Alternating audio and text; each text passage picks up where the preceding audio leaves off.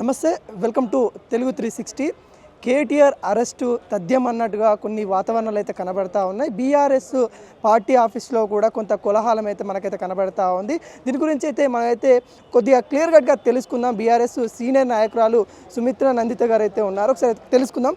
Madam చెప్పండి, అసలు ఏంటి కేటీఆర్ గారు అరెస్ట్ అవుతారు అన్నట్టు కూడా కొంత వాతావరణం వస్తూ ఉంది, ఎలా చూస్తారు మీరంతా? ఇది రేవంత్ రెడ్డి గారి దృష్టి మళ్లించేటువంటి పాలనలో భాగం. డైవర్షన్ పాలిటిక్స్, అటెన్షన్ డైవర్షన్ పాలిటిక్స్లో ఇదొక స్టెప్. మెట్లెక్కుతూ వస్తున్నాడు ఆ క్రమంలో. ఏడాది పాలనలో ఏం చేసింది లేదు, అంతా డొల్లా. ఇచ్చిన హామీలు ఏవి నెరవేర్చింది లేదు.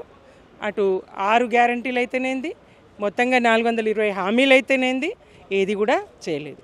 ఇటీవల కొత్తగా ఏడాది కాలంగా నానబెడుతూ వస్తున్నటువంటి రైతు బంధు, తాను బంధు కాదు భరోసా ఇస్తానని ఏదైతే చెప్పిండో, 15,000 ఇస్తానని ఏదైతే హామీ ఇచ్చిండో, మరి ఒక పంట కాలం అయిపోయింది, రెండో పంట కాలం కూడా అంటే పంటలు విత్తిండ్రు.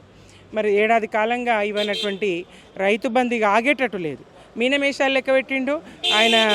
ప్రజాభిప్రాయము, రైతుల అభిప్రాయము, రకరకాల కథలు చెప్పిండు. ఇక మెడ మీదకి వచ్చింది. రైతులు ఎక్కడ ఉద్యమిస్తారు అని చెప్పి ఇటీవల 12,000 అన్నాడు. ఆ 12,000 కూడా మరి సరే, గతంలో ఆయన ఏం చెప్పిండు? రైతులకు ఇస్తా 15,000, రైతు కూలీలకు ఇస్తా, ఇంకా కౌలు రైతులకు ఇస్తా, ముగ్గురు కూడా ఇస్తా అని చెప్పిండు. మరి ఇట్లాంటివన్నీ ఇప్పుడు మెడ మీద కత్తిలాగా అనుకున్నాయి. దాని మించి దృష్టి మళ్లించాలి. ప్రజలు తిరగబడకుండా చూడాలి, రైతులు తిరగబడకుండా చూడాలి, రైతుల పక్షాన బీఆర్ఎస్ పోరాడకుండా చూడాలి. నాయకుని బట్టి లోపలేస్తే అనుచరులు అంతా ఆగమవుతారు, బీఆర్ఎస్ ఆగమవుతుంది అనేటువంటి ఒక ఎత్తుగడ, కుటిల ఎత్తుగడ తప్ప ఇందులో పెద్ద విషయం ఏం లేదు, విశేషం ఏం లేదు. ఆయన ఈ ఫార్ములా కేసు ఆయనకు ప్రధానమైతే మాకు రైతుల క్షేమం ప్రధానం. మేము రైతుల వైపే ఉంటాం పోరాడుతూ. అంటే మేడం, మీరు చెప్పేది ఎట్లా ఉందంటే, మీరు రైతుల పక్షాన అడుగుతున్నారు కాబట్టి వాళ్ళు ఇవన్నీ అబండాలు ఇస్తున్నారు. కానీ కాంగ్రెస్ వర్గం చూసుకున్నట్లయితే పందికొక్కుల్లాగా డబ్బులు తిన్నారు, 55 కోట్ల రూపాయలు తిన్నారు, అవన్నీ కక్కిస్తామని కాంగ్రెస్ వర్గ నేతలు చెప్తా ఉన్నారు. అసలు ఎలా చూస్తారు ఈ విషయాలు? అబద్ధాలు ఆడడానికి సిగ్గు, ఎగ్గు, మానం, ఏమీ లేదు. ఈ డబ్బులు రేవంత్ రెడ్డి గారి లాగా బ్లాక్ మనీనో, ఇంకో మనీనో, సుట్ కేసుల్లోనో, బ్యాగుల్లోనో తీసుకొని పోయిన డబ్బు కాదు కదా. ఈ అకౌంట్ నుంచి, ఈ ప్రభుత్వ ఖాతా నుంచి ఆ అకౌంట్లోకి ట్రాన్స్ఫర్ అయినాయి కదా. ఒక్క రూపాయి కూడా ఇల్లీగల్గా మరి తీసుకుపోయి ఇచ్చింది కానీ ఇంకోటి కానీ లేదు కదా. బ్యాగులు మోసింది లేదు కదా. మా సొంత ఖాతాల్లోకి వచ్చింది లేదు కదా. కేటీఆర్ గారి అకౌంట్లోకో మా అకౌంట్లోకో వచ్చింది లేదు కదా. ఎట్లా ఇది తినడం అవుతుంది? ఎట్లా పందికక్కులని అంటారు? ప్రజలు అబద్ధాలు చెప్పి గెలిచినట్టుగానే అబద్ధాల పునాదుల మీదనే ఈ ప్రభుత్వం ఏర్పడ్డది. దొంగ హామీలు, అబద్ధము, బూటకము, ప్రజల్ని తప్పుదోవ పట్టించి ఈ ప్రభుత్వం ప్రజల్ని తప్పుదోవ పట్టించి చావు తప్పి కన్నులొట్టబోయి స్వల్ప మెజారిటీతో గద మీద కూర్చున్నారు. ఇది ఇంకా కొనసాగిస్తామంటే ఎట్లా? పాలన మీద దృష్టి పెట్టండి, ప్రజలకు మేలు చేయండి. అనుకోని అవకాశం, అనూహ్యమైన అవకాశం మీకు దక్కింది, దాన్ని నిలబెట్టుకోండి, నిరూపించుకోండి. మాటలు కాదు. ఇప్పుడు ఎన్నికలు లేవు. ఇప్పుడు మీరు ఈ స్థానిక సంస్థల ఎన్నికల దృష్టిలో పెట్టుకొని మాట్లాడుతుండేమో కానీ ప్రతిసారి అదే ఎత్తుగడ, అదే వ్యూహం, అవే అబద్ధాలు చెల్లుబాటు అవుతాయి అనుకోవడం భ్రమ, కాంగ్రెస్ భ్రమ. మీ ఆటలు సాగవిక.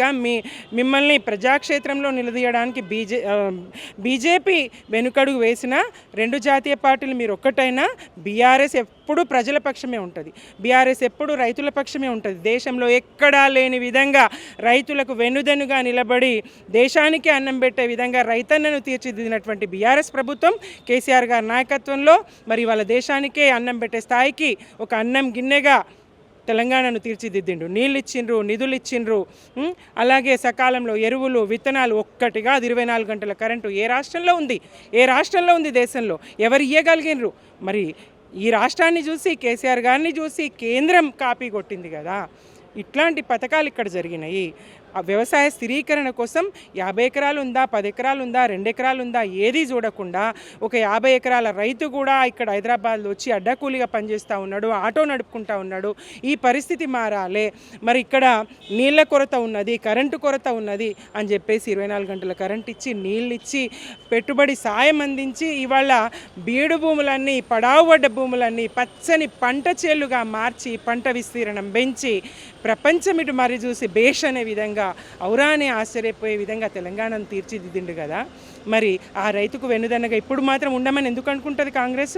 ఎప్పటికీ రైతు పక్షపాతి, ఎప్పటికీ ప్రజల పక్షపాతి బీఆర్ఎస్. ఎన్ని కుట్రలు చేసినా, ఎంత విషప్రచారం చేసినా, ఏం చేసినా అది తాత్కాలికమైంది. అబద్ధం నమ్మేస్తారు, అబద్ధాన్ని ప్రజలు నమ్మరని కాదు. అబద్ధానికి వేగం ఎక్కువ, నిజానికి నిలకడ ఎక్కువ. నిజం నిలకడం మీద తేలుతుంది. ఇక్కడ ఏమీ లేదు రహస్యము, ఒక్క రూపాయి అవినీతి జరగలేదు. పైపెచ్చు హైదరాబాద్కు లబ్ధి చేకూరింది. ప్రపంచ స్థాయిలో హైదరాబాద్ ఇమేజ్ పెరిగింది, ప్రతిష్ట పెరిగింది. ఆర్థిక మంత్రి గారు ఇచ్చినటువంటి లెక్కలు పన్నుల రూపంగానే ఇక్కడ మనం 40 లక్షలు పెడితే పన్నుల రూపంగానే మరి 70 లక్షలకు పైగా 70 కోట్లకు పైగా. ఇక్కడ 40 కోట్ల పెట్టుబడి మనం పెడితే 70 కోట్ల పెట్టుబడికి పైగా మనకు వచ్చి. ఓకే మేడం, మీరు ఫైనల్గా ఒకవేళ కేటీఆర్ అరెస్ట్ అయితే మీ కార్యాచరణలో ఏ విధంగా ఉండబోతా ఉంది? బీఆర్ఎస్ నాయక వర్గం ఏమనుకుంటుంది, ఏం ఆలోచిస్తూ ఉంది? ఇక్కడ ఉద్యమ దళపతి కేసీఆర్ గారు ప్రతి ఒక్కరిని, ప్రతి కార్యకర్తని తన బిడ్డలాగానే చూసుకున్నాడు. ఎట్లయితే కేటీఆర్ గారు కానీ, కవితమ్మ గారు కానీ, హరీష్ రావు గారు కానీ సుశిక్షితులైనటువంటి ఉద్యమ బిడ్డలో, అట్లాగే అందరూ బీఆర్ఎస్ కార్యకర్తలు అందరూ కూడా అదే శిక్షణతో ఉన్నారు. ఇక్కడ ఎట్టి పరిస్థితుల్లో బీఆర్ఎస్ కార్యాచరణ ఆగదు. ఎట్టి పరిస్థితుల్లో బీఆర్ఎస్ కార్యాచరణ ఆగదు. ప్రజల పక్షాన ఉంటుంది, రైతుల పక్షాన ఉంటుంది, గురుకులాల్లో చనిపోతున్నటువంటి విద్యార్థుల పక్షాన ఉంటుంది. అక్కడ నాణ్యమైనటువంటి వసతులు కల్పించేలాగా, నాణ్యమైనటువంటి భోజనం అందేలాగా పోరాటాలు చేస్తూనే ఉంటుంది. తప్పకుండా ప్రజల పక్షాన బీఆర్ఎస్ ఉంటుంది, పోరాడుతుంది. ఏ రకమైన వెనుకబాటుతనం కానీ ఇది ఉండదు. వీళ్ళు ఎన్ని కుట్రలు చేసినా ఎంతమందిని జైల్లో పెడతారు, ఎంతమందిని జైల్లో పెడతారు? నాయకత్వాలను జైల్లో పెడితే ఇక్కడ నష్టమేం కాదు పార్టీకి.